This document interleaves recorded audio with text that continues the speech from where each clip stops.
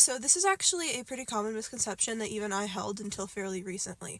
Most people think that the war horses that were being ridden into war by knights were all these massive horses, like the horses that our draft horses come from today.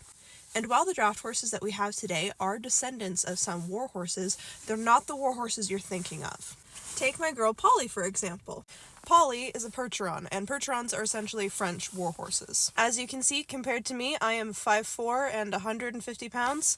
She's a big girl. And while Percherons are essentially French war horses, they're not war horses in the way that we often think about, because they weren't very commonly actually ridden into battle by knights. There were some large horses, like our modern-day draft horses, that were ridden into battle by the most heavily armored knights, but very, very few. It was not that common. It was actually significantly more common for soldiers, for knights, to be riding into battle on average-sized or even smaller horses, because they were favored for their agility.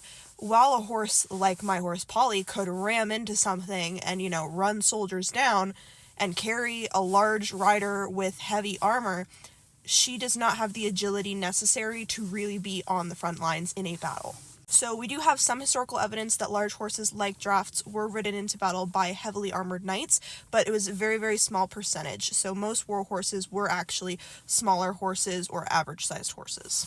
But the horses like Polly, who were used commonly in war times, they were there, they just weren't always ridden. What they were often used for was pulling things to the sites of battles, pulling all of the equipment, pulling the wagons with all the foot soldiers, all the extra people in them, pulling cannons, things like that. And one of the reasons why our draft horses often have such a calm temperament and often are very calm in the face of danger is because they come from those horses who had to just stand still, mind their post, and be there when all the craziness is happening.